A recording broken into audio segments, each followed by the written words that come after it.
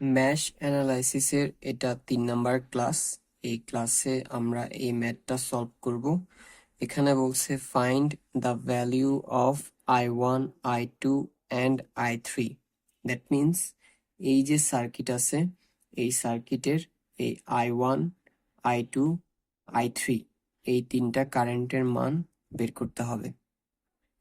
এখানে তিনোটা কারেন্টকে যেহেতু এভাবে লুপ আকারে দেখাই দিচ্ছে, দ্যাট মিনস এই কারেন্টগুলো মূলত লুপ কারেন্ট।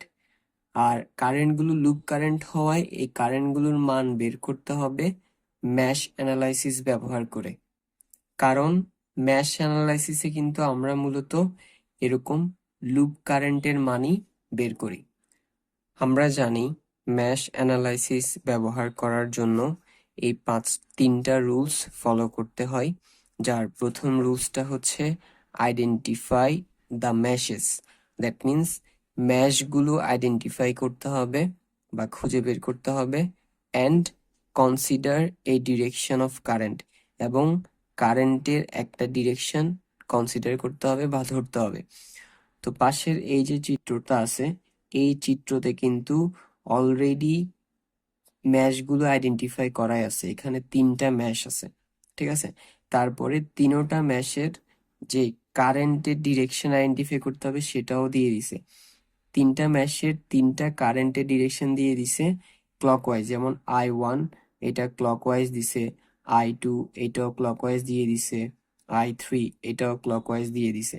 দ্যাট মিনস তিনোটা ম্যাশ আইডেন্টিফাই করে দিছে এবং তিনোটার কারেন্টের ডিরেকশনও আইডেন্টিফাই করে দিছে, ক্লকওয়াইজ আইডেন্টিফাই করে দিছে এবং নামও দিয়ে দিছে। প্রথম ম্যাশের কারেন্ট I1, দ্বিতীয় ম্যাশের কারেন্ট I2, এটার কারেন্ট I3, ঠিক আছে।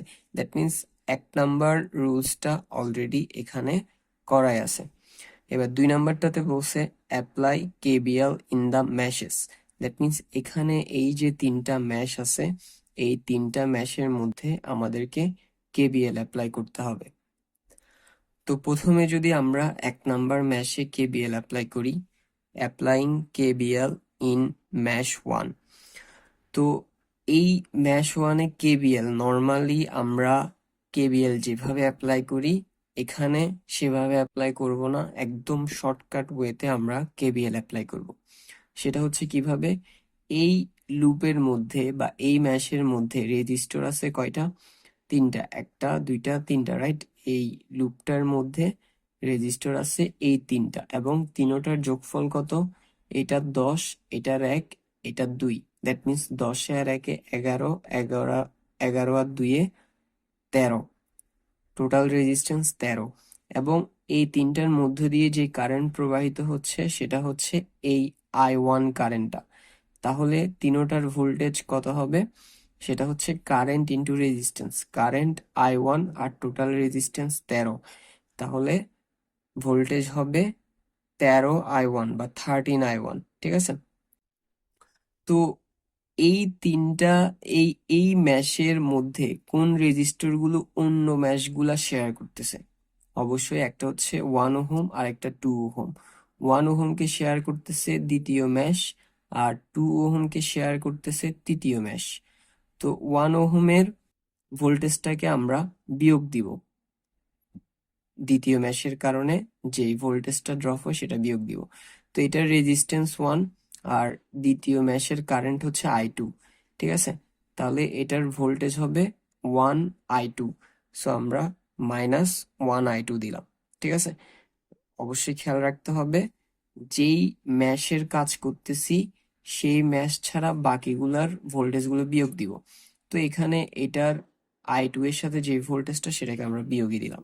তারপর 2 ওহমও এই 3 নাম্বার ম্যাশটা শেয়ার করতেছে, তাহলে এটার ভোল্টেজটা কত হবে? রেজিস্ট্যান্স 2 আর 3 নাম্বার ম্যাশের কারেন্ট হচ্ছে I3, যেটা এই 2 দিয়ে প্রবাহিত হচ্ছে। তাহলে ভোল্টেজ হবে কত? Current into resistance. That means current I3, resistance 2I3। So আমরা বিয়োগ দিব যেহেতু মাইনাস, আর 2I3 ভোল্টেজ দিলাম। তারপর এই ম্যাশে কি কোনো ভোল্টেজ সোর্স আছে? হ্যাঁ, দেখা যাচ্ছে আমরা এই 1 নাম্বার ম্যাশের মধ্যে 10 ভোল্টের এই ভোল্টেজ সোর্সটা আছে। তো এটার তো এই দিক থেকে এইভাবে করে কারেন্টের ডিরেকশন, রাইট? তো লুপ যেহেতু এদিক থেকে আসতেছে, ভোল্টেজ সোর্সের প্রথমে মাইনাস প্রান্তকে পাচ্ছে, তাহলে আমরা -10 দিব। ওকে, তাহলে আমরা কি করলাম, এই ম্যাশের সকল ভোল্টেজ ড্রপ লিখলাম, এবং আমরা জানি কেবিএল এ কি করতে হয়, সকল ভোল্টেজ ড্রপের যোগফল সমান 0, তাই সবগুলো যোগফল সমান 0 দিলাম।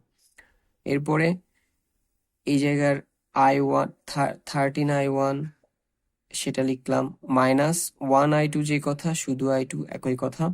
তারপরে 2I3 দিলাম, ওকে 2I3 দিলাম। 10 এই পাশে মাইনাসে আছে, ওই পাশে গেলে প্লাসে। তো এটা হচ্ছে আমাদের 1 নাম্বার সমীকরণ। এবার 2 নাম্বার ম্যাশে কেবিএল অ্যাপ্লাই করব। So applying KBL in mash 2। এই ম্যাশের মধ্যে টোটাল রেজিস্ট্যান্স কয়টা আছে, 3টা, 1টা 2টা 3টা। সো এই ক্লোজ পথটার মধ্যে, এই লুপটার মধ্যে 3টা রেজিস্টর আছে, এবং তিনোটার যোগফল কত, 1 আর 10, 11, 11 আর 2, 13। তাহলে টোটাল রেজিস্ট্যান্স 13 বা 13। আর তিনোটা রেজিস্টর দিয়ে যে কারেন্ট ফ্লো হচ্ছে সেটা হচ্ছে লুপ কারেন্টটা, যেটা I2। তাহলে ভোল্টেজ কত হবে, কারেন্ট ইন্টু রেজিস্ট্যান্স। কারেন্ট যদি I2 হয় এবং রেজিস্ট্যান্স যদি 13 হয়, তাহলে ভোল্টেজ হবে 13I2। সো আমরা এই যে প্লাস 13I2, এটা প্লাসে কেন দিছি, যেই ম্যাশের কাজ করব তার রেজিস্টরের ভোল্টেজ ড্রপ গুলো প্লাসে হবে, ঠিক আছে? সো এটারটা প্লাসে দিলাম। তারপরে এই ম্যাশের কোন রেজিস্টর অন্য ম্যাশগুলা শেয়ার করতেছে, একটা হচ্ছে 1 ওহমকে 1 নাম্বার ম্যাশটা শেয়ার করতেছে, আর একটা হচ্ছে 10 ওহমকে 3 নাম্বার ম্যাশটা শেয়ার করতেছে, রাইট? সো আমরা প্রথমে 1 ওহমে যদি আসি, 1 নাম্বার ম্যাশের কারেন্টের কারণে এই 1 ওহম দিয়ে যে ভোল্টেজটা ড্রপ হচ্ছে সেটা হচ্ছে এটার রেজিস্ট্যান্স আর 1 নাম্বার ম্যাশের কারেন্ট। সো এটার রেজিস্ট্যান্স হচ্ছে 1, আর 1 নাম্বার ম্যাশের কারেন্ট হচ্ছে I1। তাহলে ভোল্টেজ হবে current into resistance, that means 1I1। So আমরা 1I1 দিলাম। আর এটা যেহেতু আমি যেই ম্যাশের কেবিএল অ্যাপ্লাই করতেছি তার ভোল্টেজ না, সো এটাকে আমরা মাইনাসে দিব। So -1I1। তারপরে আরেকটা হচ্ছে 10 ওহম। সো 10 ওহম দিয়ে এই ম্যাশের যে কারেন্ট ফ্লো হচ্ছে সেটা হচ্ছে I3। তাহলে কারেন্ট I3, রেজিস্ট্যান্স 10, তাহলে ভোল্টেজ কত হবে, current into resistance, that means 10I3। So 10I3 কি করলাম, মাইনাস করলাম, ঠিক আছে? সো যেহেতু এই ম্যাশের আর কোনো কিছু নাই, তাহলে সবগুলো ভোল্টেজ ড্রপের যোগফল সমান 0। এটা হচ্ছে আমাদের 2 নাম্বার সমীকরণ। এবার 3 নাম্বার ম্যাশে কেবিএল অ্যাপ্লাই করব। এই ম্যাশে টোটাল রেজিস্টর কয়টা আছে, 3টা, 1টা 2টা 3টা, এবং তিনোটা রেজিস্টরের রেজিস্ট্যান্সের যোগফল কত, 2, এটা 2, ওটা 10, 2 আর 10-এ 12, 12 আর 1-এ হচ্ছে 13। That means total resistance 13। আর এই ম্যাশের কারেন্ট হচ্ছে কত, I3। তাহলে ভোল্টেজ কত হবে, current into resistance. So current I3, resistance 13, তাহলে ভোল্টেজ হবে 13I3। সো 13I3 দিলাম, সেটা কিসে, প্লাসে, যেহেতু 3 নাম্বার ম্যাশেরই ভোল্টেজ ড্রপ এটা। সো এটারটা প্লাসে হবে। এবার এই ম্যাশের কোন রেজিস্টর পাশের ম্যাশগুলো শেয়ার করতেছে, একটা হচ্ছে 2 ওহম আর একটা হচ্ছে 10 ওহম। সো প্রথমে আমরা 2 ওহমে আসি। সো এটার যেহেতু রেজিস্ট্যান্স 2, এটা দিয়ে যে কারেন্ট ফ্লো হচ্ছে 1 নাম্বার মেশে সেটা I1, তাহলে ভোল্টেজ হবে কত, 2I1। সো 2I1 কি করলাম, মাইনাস করলাম, যেহেতু 3 নাম্বার ম্যাশের ভোল্টেজ ড্রপ না, এটা এটা হচ্ছে 1 নাম্বার ম্যাশের কারেন্টের কারণে ভোল্টেজ ড্রপ, সো এটা আমরা মাইনাস করলাম। তারপরে আরেকটা হচ্ছে 10 ওহম, এটাও এই 2 নাম্বার ম্যাশটা শেয়ার করতেছে। সো এটার রেজিস্ট্যান্স 10, আর এটা দিয়ে যে কারেন্ট ফ্লো হচ্ছে সেটা I2, তাহলে ভোল্টেজ হবে কত, 10I2, ঠিক আছে? সো 10I2 কি করব, মাইনাস এটা। সো যাই হোক, এই সার্কিটে তাহলে আর কোনো কিছু নাই, সব হয়ে গেল। এবার সবগুলোর আমরা জানি কেবিএল এ সবগুলো ভোল্টেজের যোগফল সমান 0। সো সবগুলোর যোগফল সমান 0 দিলাম। এটা হচ্ছে আমাদের 3 নাম্বার সমীকরণ। তাহলে আমাদের 3টা কারেন্ট ছিল, I1, I2, I3। 3টা কারেন্টের জন্য 3টা সমীকরণ পেয়ে গেলাম, 1 নাম্বার, 2 নাম্বার, 3 নাম্বার। এবার তিনোটা সমীকরণের যেহেতু পেয়ে গেছি, এবার আমাদের 3 নাম্বার কাজ হচ্ছে solve the equation. That means আমরা যে ইকুয়েশন গুলা পাইছি সেগুলোকে এবার সলভ করতে হবে। তো এই সলভিং এর কাজটা সায়েন্টিফিক ক্যালকুলেটরের ইকুয়েশন সলভিং যে ফাংশনটা আছে সেটাতে যদি আমরা বসাই তাহলে তিনোটা সমীকরণ সলভ করে ফেলা যাবে। এটা আমরা আগের অনেকগুলো ক্লাসে দেখে আসছি, সো এই ক্লাসে আর দেখালাম না। সো তাহলে সলভ করলে আমাদের I1 এর মান আসবে 0.8721, সো এটা একটা আনসার। I2 এর মান আসবে 0.4167, এটা একটা আনসার। I3 এর মান আসবে 0.4545, এটা আরেকটা আনসার। সো আমাদেরকে কোশ্চেনে যে বলছিল